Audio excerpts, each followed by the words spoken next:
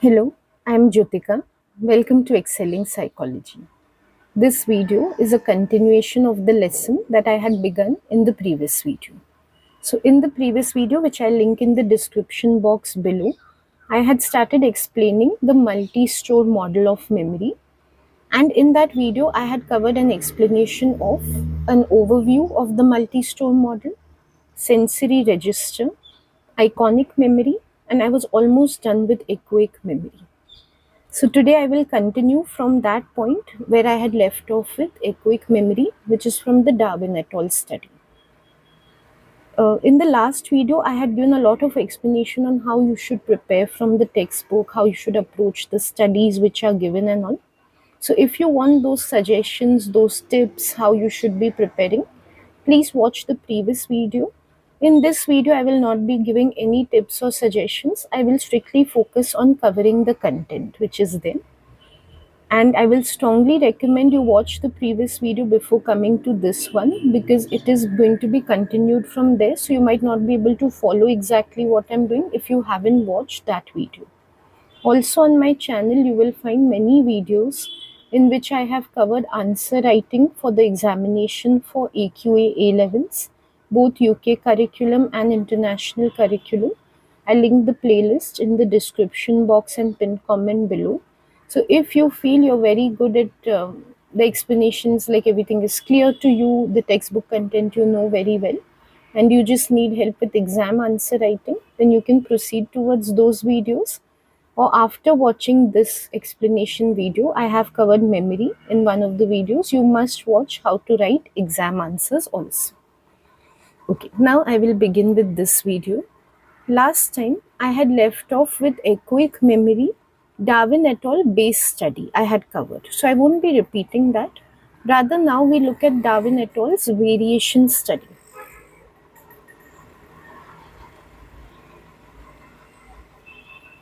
In the base study, the researchers established that echoic or auditory memory lasts for about 2 to 3 seconds. Now, what they did in a variation study,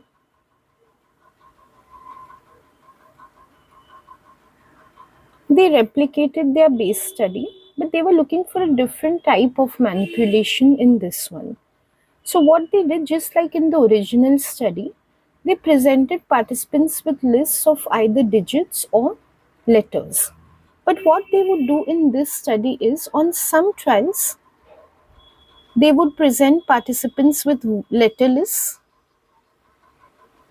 and on some trials, they would present them with digit lists, that is number lists.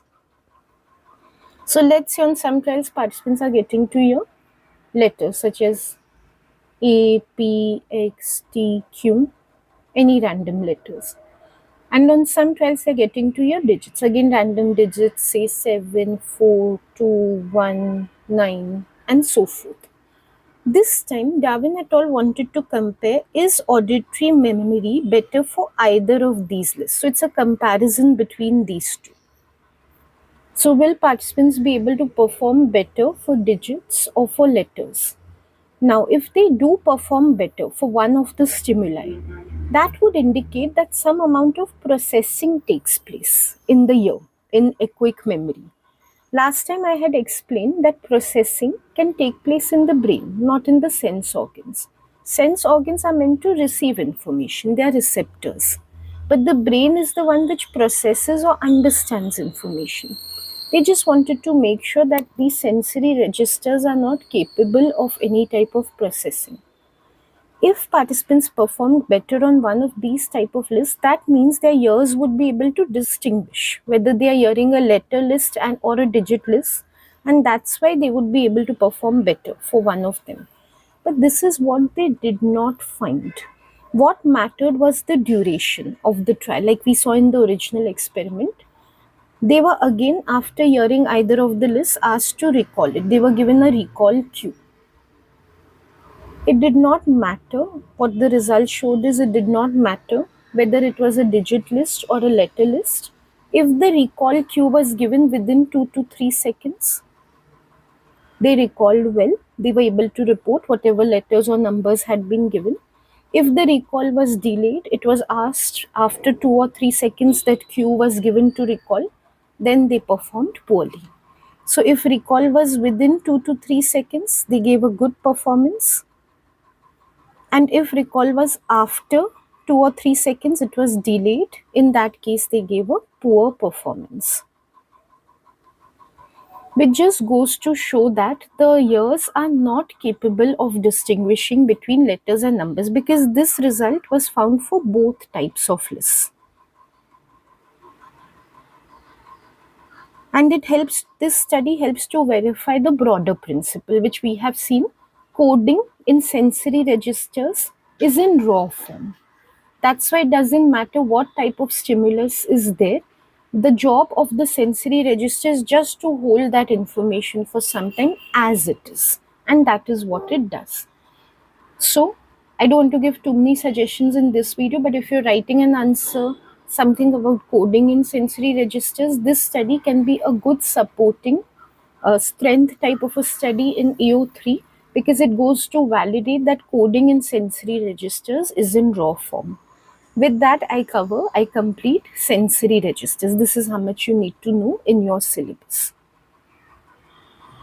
Let us come back to the multi-store model, the notes which we were looking at, and now we have to proceed towards short-term memory. Here we need to remember that there are three memory stores according to Atkinson and Shiffrin. One is sensory memory or sensory register, the other is short-term memory, and the other is long-term memory. So far we have looked at sensory memory. What happens is, if we pay attention to whatever is then sensory memory, that gets transferred to what is called short-term memory. We saw that from sensory registers, information just fleets away. Like just now we were saying, if I hear a number or letter list, it's just going to disappear in 2 or 3 seconds. But if I pay careful attention to the number or letter lists which are being spoken out, in that case, it will get transferred to short-term memory. It will move forward instead of just getting deleted or being forgotten. Now, what is this short-term memory? What is its duration, capacity, and coding? Now we will look at that. So let's come to the topic of short-term memory. Short-term memory is that temporary storehouse of information which holds information for about 18 to 30 seconds. As I had mentioned in the last video, it is very important to memorize these durations exactly.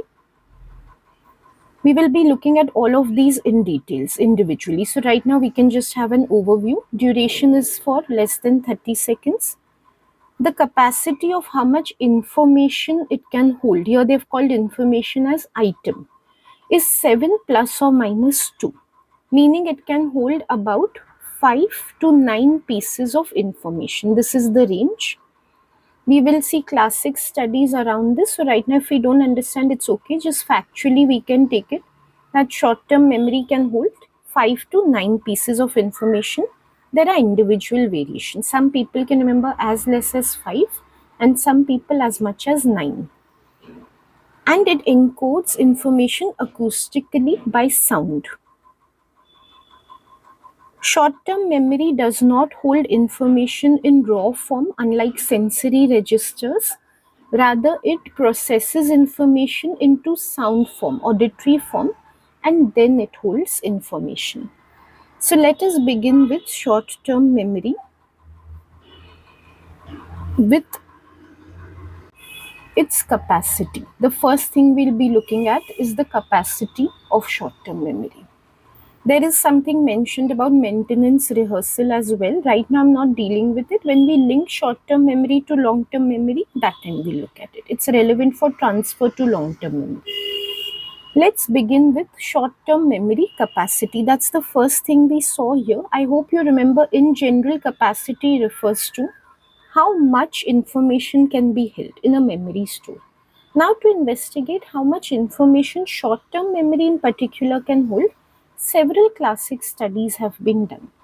The most important study is by Jacobs. This is classic research work. I would recommend that you remember the name of Jacobs if you're writing this in the paper. He did digit span task to investigate memory, and he found that short-term memory can hold 5 to 9 items. In the paper, in fact, they can give you situations in which a researcher is performing a task in which they are giving number list to participants of varying like total number of digits which are there on the list, and they can ask you what is that. So you should know what a digit span is. When it comes to these classic studies like the one by Jacobs, there are many such studies. The tasks which they have performed to investigate capacity, those tasks have become so popular and they have been repeated and replicated so often that they have become paradigms by themselves.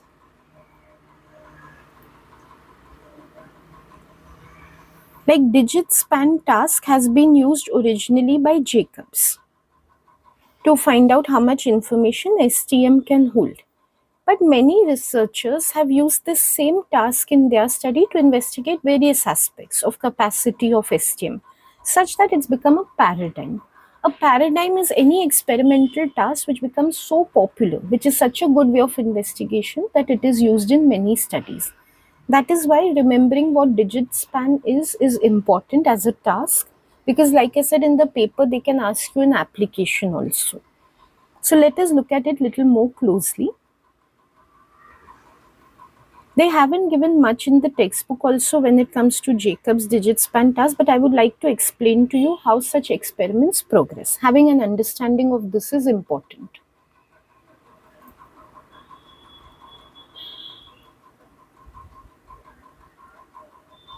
In a digit span task, which is a very simple task, a researcher will read out some digits to participants, just like we saw in Darwin et al. Study.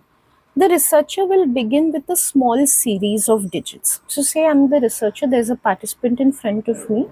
I will read out in monotone and in equal spacing a few digits. So, say this is the first trial that we are performing. On this, I read out to the participant numbers like 3, 5, 7. What is the participant's job? Just to repeat what I have said. So once I complete with 7, I will instruct him recall. So he has to repeat and say 3, 5, 7. He has to repeat in the same order in which I have given the digits. So I will mark, okay, the participant can recall 3 digits which are read aloud. Next, I will give him 4 digits on the next trial. So say on the next trial, I say 2, 9, 8, 1. Recall. The participant has to recall. Say he reports correctly. Now this is how all trials will proceed. So on the third trial, I will give 5 digits. On the fourth trial, I will give 6 digits. On the fifth trial, I will give 7 digits. I will keep on reading out digits on every trial, increasing by 1 digit with every trial, and see till what extent the participant is able to remember. Now let's say, for example, this participant who's in front of me, when we come to the sixth trial, I'm giving him 8 digits. So I give him 9, 2, 1, 4, 8, 3, 0, 5. Okay, so some numbers I have read aloud. Now I tell recall. This time the participant remembers up to 7 digits. The last digit the participant is not able to report. So he does say 92148330 and he goes blank. Then he doesn't know which is the last one. So now what I will consider as a researcher is the participant was able to recall all the digits up till the point that I gave him 7 digits. So up till the fifth trial, he was able to remember all digits. When he faltered is when I read out 8 digits, then it was difficult. He could remember only up to 7. So what I will conclude is this participant's short-term memory capacity is 7 digits. The same experiment I can repeat for many participants, say hundreds of participants in my study. So that is how Jacobs used to do his study. For every participant, I can note down how many digits maximum they are able to recall.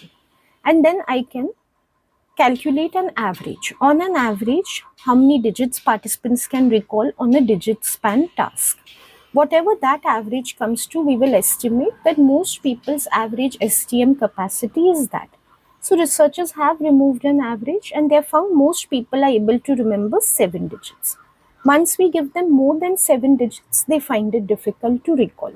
Also, they have estimated a range, they have calculated a range using these experiments only.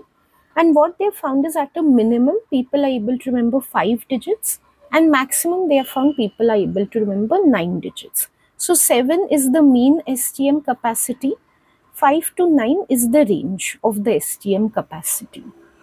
Now, this research was done by Jacobs. Later came Miller, who replicated many of Jacobs' experiments, and he also found the same. When he repeated the experiments, he also came to the same mean and the average.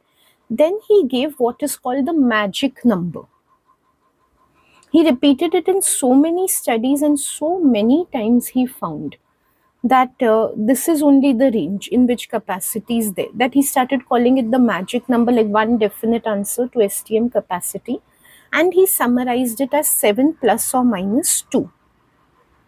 What 7 plus or minus 2, this magic number indicates is that on an average, short-term memory capacity is 7, but the range, depending on the person, can be as low as 5 to as high as 9. We know 7 plus 2 is 9 and 7 minus 2 is 5. So this magic number which is given, 7 plus or minus 2, it summarizes both the mean and the range of short-term memory. There are more studies done on STM capacity. Very important are studies which have been done on chunking. Let's say, firstly, practically speaking, you're listening, say you're listening to something as simple as a shopping list.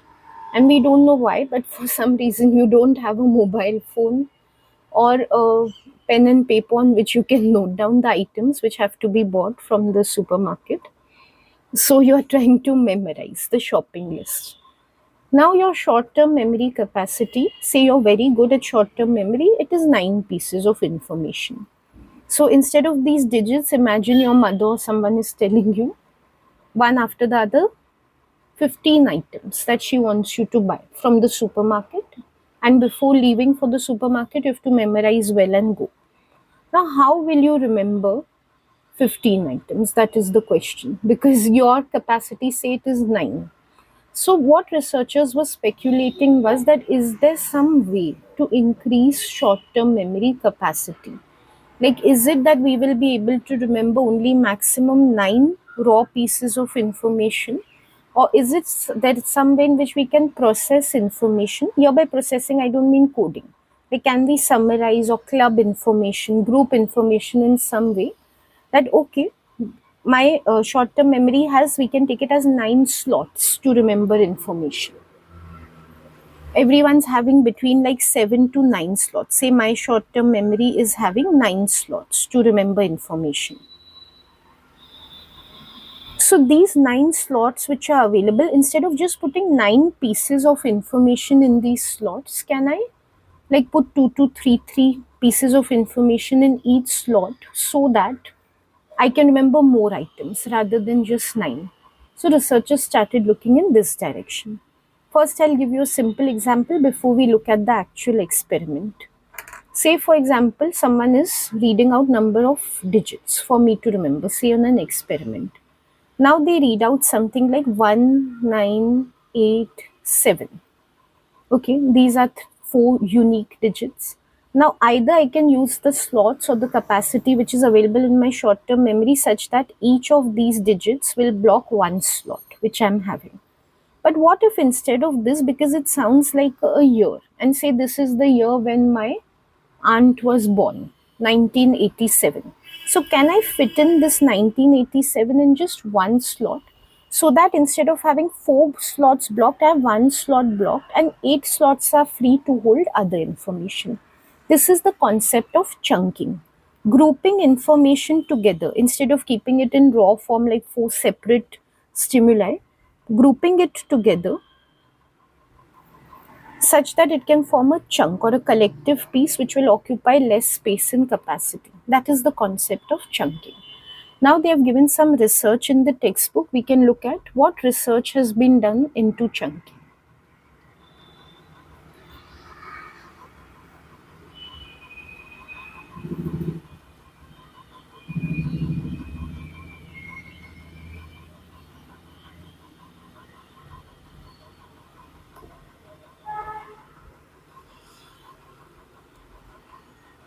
Okay, this research has been done by Simon. Here I would suggest, if you don't remember the name of Simon, it's okay. These are all classic studies. It's just that some have more weightage than others. So you can see some researchers did a famous study on chunking. In this study, what Simon did was he actually gave chunks to participants to remember rather than individual pieces of information. Now, these chunks were manipulated such that they were either one syllable, two syllable, or three syllable.